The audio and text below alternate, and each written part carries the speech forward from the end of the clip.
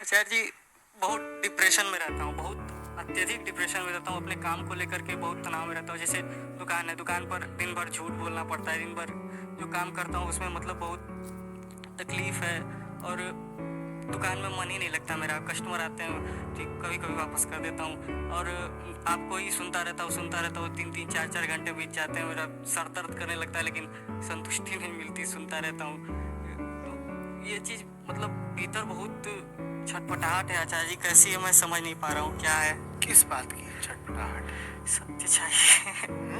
प्रेम नहीं है, प्रेम नहीं है जीवन में, जीवन में बोध नहीं है, जीवन में मुक्ति नहीं है। यही छटपटाहट है आचार्य जी। वो क्या है जो चाहिए? प्रेम चाहिए, मुक्ति चाहिए। अच्छा, इन दोनों में से किसी एक का चुनाव करना हो तो क्या चाहिए, प्रेम या मुक्ति? प्रेम, प्रेम चाहिए। कोई ऐसा नहीं है जिससे मैं अपने दिल का हाल सुना सकूं, कोई ऐसा नहीं है।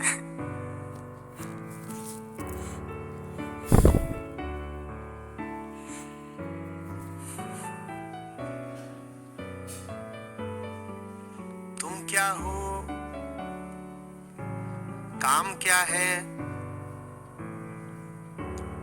इसके प्रति नासमझी से परेशान होते हैं लोग।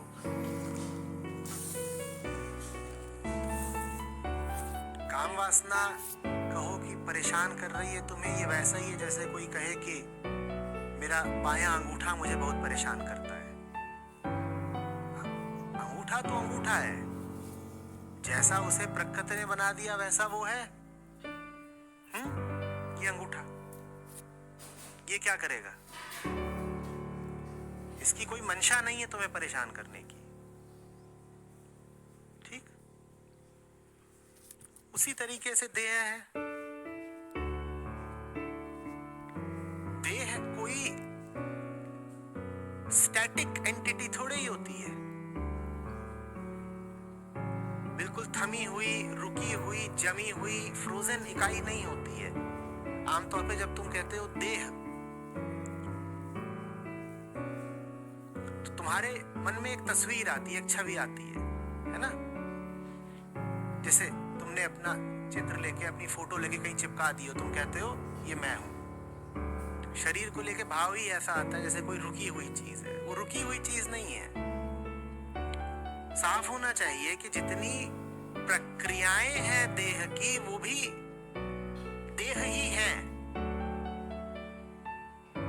तुम किसी की तस्वीर लगाओ जिसमें उसकी नाक है, तो क्या ये जाहिर सी बात नहीं है कि वो सांस भी ले ही रहा होगा भाई, कि नहीं ले रहा होगा?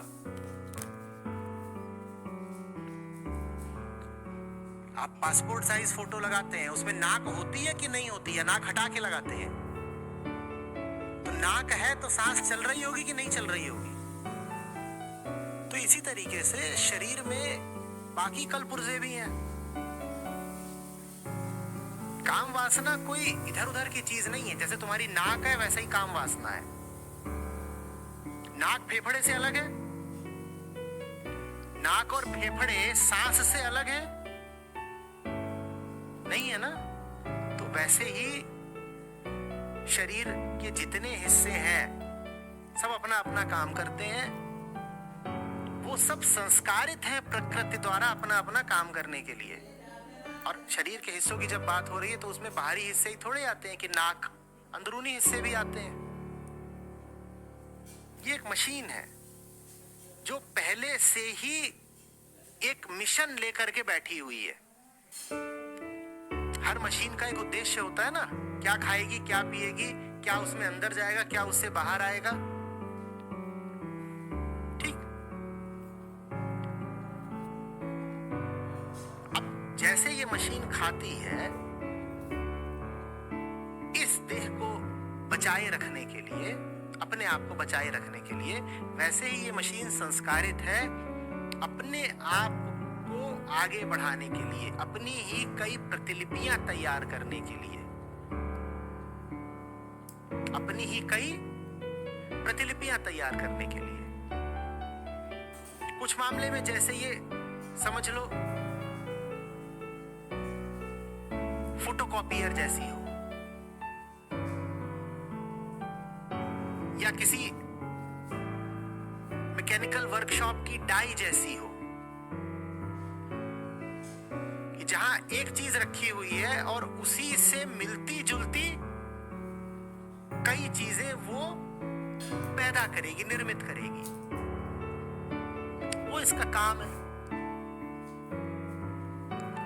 फिर तुम हो, तुम जो इस देह से साझा हुए बैठे हो, तुम जो कहने लग जाते हो मैं ये देह ही तो हूं। अब तुम अगर ये देह हो तो तुम इसी देह के माध्यम से शांति खोजोगे, क्योंकि तुम देह बने ही अपनी अशांति में थे। मूल अशांति है अहम, इसीलिए उसे किसी न किसी का हाथ पकड़ना है। जैसे तुम कह रहे हो कि कोई चाहिए जिससे दिल का हाल साझा कर सके।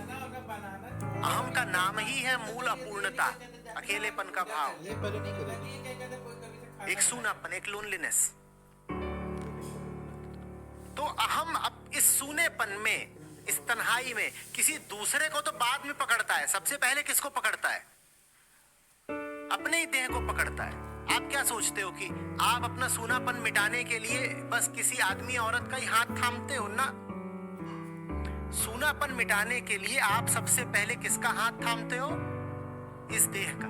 आप कहते हो ये मैं हूं। ये आपने एक गठबंधन करा है, मैं देह हूं। जड़ चेतन ग्रंथि कहते हैं इसको। चेतन जाकर के जुड़ गया है किससे? जड़ से। गौर से देखो ना, सब लक्षण वही है बिल्कुल कि नहीं है? वही गले का रूंधना, जैसे जब प्रणय निवेदन करते हो प्रेयसी से तो उसके सामने जाते हो और गले में ही शब्द अटक जाते हैं, वैसे ही तुम यहां बात कर रहे हो तो हो रहा है। ये तुम गलत जगह, गलत नंबर घुमा रहे हो। मामला खतरनाक है यार, फंस मत जाना।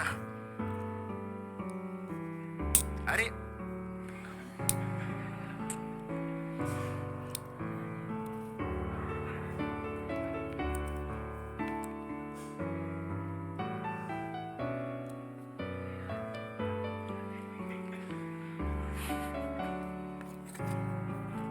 देखो ये कैसे हंस रहे हैं।